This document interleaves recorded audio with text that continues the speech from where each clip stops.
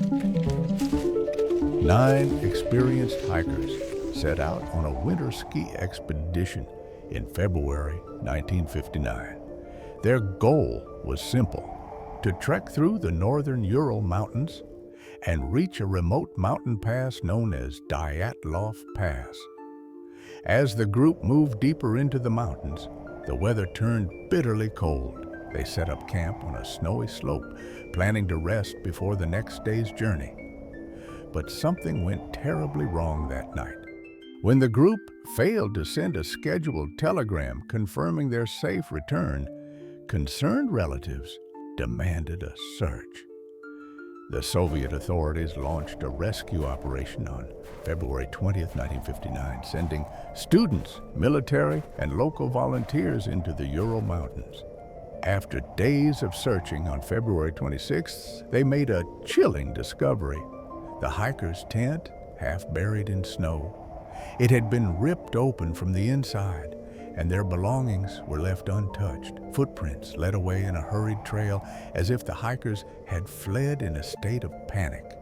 The temperature outside was brutally low, yet many of the hikers had left the warmth of their tent with little or no proper clothing. When rescuers found their bodies spread out on the frozen ground, the scene was puzzling. Some of the victims had severe injuries, like broken bones and deep cuts, yet there was no sign of an external attack or struggle.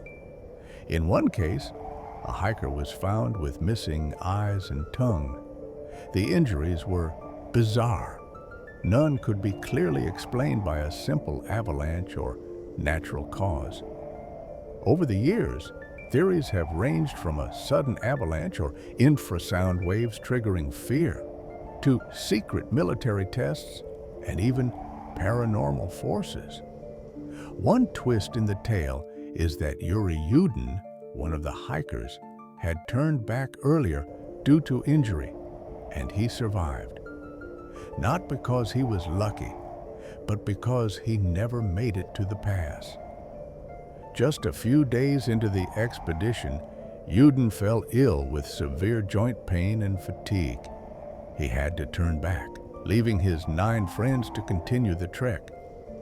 One theory suggests that the Soviet military was conducting secret weapons tests near the Dyatlov Pass, and the hikers were unfortunate witnesses or victims of an experiment gone wrong.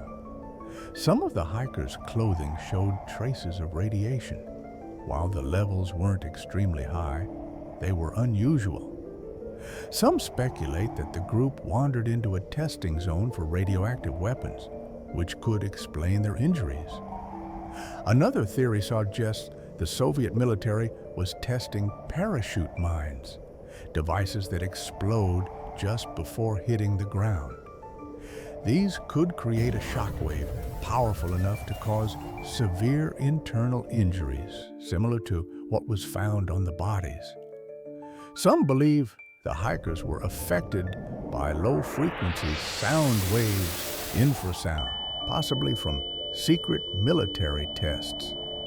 Infrasound can cause extreme fear, nausea, and panic, which might explain why they fled their tent in a rush, half-dressed in the freezing cold.